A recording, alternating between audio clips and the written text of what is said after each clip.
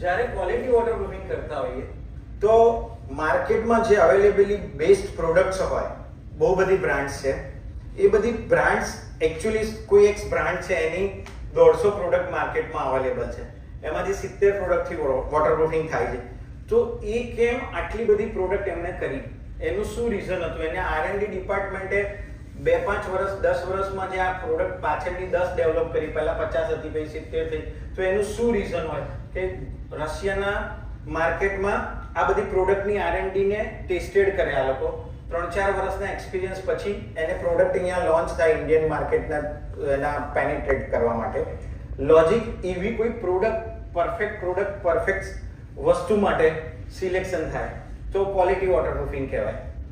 Quality waterproofing કરવું કેમ જોઈએ કે જે માણસ એનો પૈસાનું ઇન્વેસ્ટમેન્ટ કરે છે, પૈસાના ઇન્વેસ્ટમેન્ટની સાથે સાથે બાય પ્રોડક્ટમાં એના પીસનું ઇન્વેસ્ટમેન્ટ છે, એ વસ્તુની એને વર્થનેસ મળે, એને ફ્રૂટફુલનેસ થાય, અને એનો જે પણ પર્પસ છે પર્પસ 100% કે મેક્સિમમ લેવલે 99% 95% પ્લસ એને રિઝલ્ટ મળે, એના માટે ક્વોલિટી વોટરપ્રૂફિંગ કરવું જોઈએ. આટલી બધી માર્કેટની સારી પ્રોડક્ટ હોય, એ પ્રોડક્ટ વાપરવાની હોય, એ પ્રોડક્ટનું સાથેનું કોમ્બિનેશન, કન્સલ્ટન્ટની એડવાઇસ અને પરફેક્ટ કોન્ટ્રાક્ટર, આ પણ બહુ જ અગત્યની વસ્તુ છે. કારણ કે જનરલ આપણે વાતો કરતા હોઈએ છીએ કે ભાઈ પ્રોડક્ટ તો બહુ બધી સારી હોય છે કે એનાથી બહુ ઇશ્યુ નથી હોતું.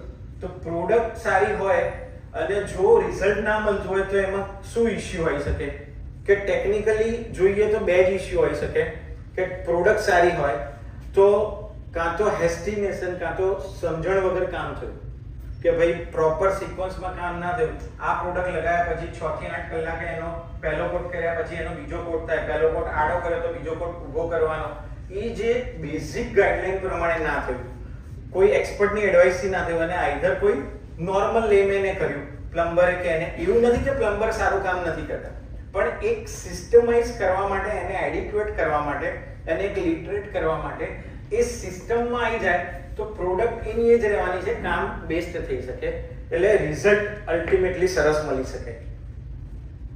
ક્વોલિટી વોટરપ્રૂફિંગના બેઝિક ફાયદા શું હોય છે? તો ક્વોલિટી વોટરપ્રૂફિંગ આપણે કરતા હોઈએ જ્યારે તો એનાથી બહારથી દિવાલમાંથી પાણી ના આવે, ઇન્ટરનલ એક્સટર્નલ પ્રોટેક્શન રહે. હેલ્થ ઇશ્યુઝ બહુ જ મોટા ફેક્ટર છે. હેલ્થ ઇશ્યુઝ ના થાય કારણ કે જો ઘરમાં ભેજ આવે ને તો એક સાયકોલોજીકલી, વાસ્તુની દ્રષ્ટિએ તમે ડીપમાં જાઓ તો તમારી પીસ જતી રહેતી હોય છે.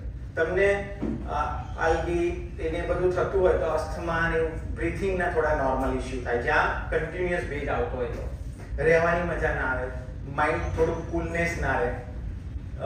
ક્વોલિટી વોટરપ્રૂફિંગ કરીએ ને તો લોંગ ટર્મમાં ઇન્વેસ્ટમેન્ટ થાય, ઇન્ટિરિયર ડેકોરેશન ને સેફ રહે, અને બેઝિકલી આપણા ગુજરાતી વર્ષોથી બધાની કહેવત છે કે prevention is better than cure.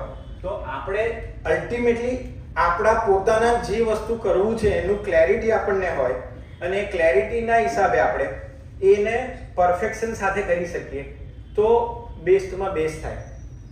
હવે વોટરપ્રૂફિંગ ના કરાઈએ તો શું થાય? આ એક પિક્ચર છે, એક્રેલિક બેઝડ વોલ પેઇન્ટ. આ દિવાલ છે. હવે એક્રેલિક બેઝ જે અત્યારે બ્રાન્ડ જે માર્કેટમાં જે બ્રાન્ડના કલર મળે, એક્સટીરિયર કલર, જે પણ તમે લેમેન લેંગ્વેજમાં એસ કરો, એપેક્સ એવી રીતે કોઈ પણ એપેક્સ અલ્ટીમાં, એ બધા જ કલર અને વોલમાં જે ગ્રુવ અત્યારના આર્કિટેક્ટના ડિઝાઇન પ્રમાણે, ડિઝાઇન ખોટી નથી, ડિઝાઇન સેટ પણ ખોટી નથી, કારણ કે ટ્રેન્ડ પ્રમાણે વસ્તુ ચેન્જ કરવી એ 100% જરૂરિયાત જ છે અત્યારે.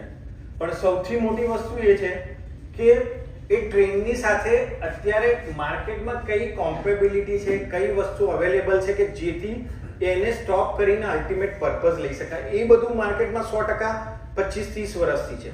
ખાલી એનો નો હાઉ હોવો જોઈએ, એની એપ્લિકેશનની સિસ્ટમ આવી જોઈએ. તો બહાર જે પેઇન્ટ આ બધા કરીએ છે ને, એ પેઇન્ટ 60 થી 80 માઇક્રોન્સ ના હોય એની થિકનેસ. એ મોસ્ટ પ્રોબેબલી વોટર રિપેલેન્ટ હોય, વોટર પ્રૂફ ના હોય. એટલે આઈડિયલી એમાં સેમ વસ્તુમાં બધી જ મોટી બ્રાન્ડ, જે પણ વોટરપ્રૂફિંગની મોટી બ્રાન્ડ છે, જેટલી મોટી મેન્યુફેક્ચરિંગ જે કરે છે, જે પણ મટીરિયલ બધી કંપનીઓ, એના વોટરપ્રૂફ પેઇન્ટ આવે છે.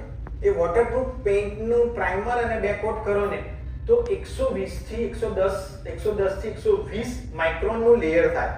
જે માઇક્રોનના લેયરના હિસાબે એ વોટરપ્રૂફ બને, બહારથી સરફેસથી પાણી અંદર ના જાય એવા એના ફેરેડ ફાઇબર્સ ને એવા એના પોલિમર એના એડ કરીને એ લોકો ડિઝાઇન કરે.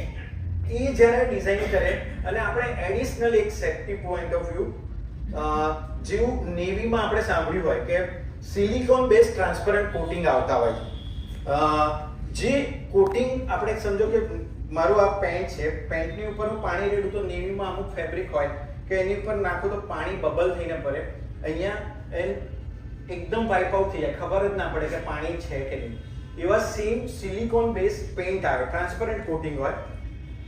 જે કોટિંગ આપણે બહારથી લગાડીએ એ વોલેટાઇલ હોય. એકચ્યુઅલી કોઈ પણ જે બહારના પેન્ટ્સ છે બધા વોલેટાઇલ હોય, એટલે આઈડિયલી 2 વર્ષ 3 વર્ષ બહારના ટેમ્પરેચરના હિસાબે એના હિસાબે એ પેન્ટ છે ને વોલેટાઇલ હોય એટલે ડિસએક્ટિવેટ થઈ જાય. પણ આની ઉપર એ ટ્રાન્સપરન્ટ કોટિંગ કરી કાઢ્યા હોય, જ્યાં આ again it's a cost effective આસ્પેક્ટમાં કેવું હોય કે we can manage in that way કે ભાઈ મને ખબર છે કે મારી આખું આ ઘર છે અને આ વોલ જ સાઉથ વેસ્ટની છે અને આમાંથી જ મને પાણી આવે છે અને આટલો જ પોર્શન છે, તો હું એનાથી થોડોક જ વધારે કરીશ. મારે બધી જગ્યાએ પૈસા ખર્ચવાની જરૂર નથી, પણ મારું જે રિઝલ્ટ જોઈએ છે એ 100% હું બેસ્ટ ઓફ બેસ્ટ લઈ લઉં. તો એ કોટિંગ કરો તો બહારથી પાણી અડે જ નહીં ને પાણી અંદર જ ના આવે. અને આ જે વોટરપ્રૂફ પેઇન્ટ આવતા હોય છે કંપનીના, એનાથી કોટિંગ કરી શકાય. સેમ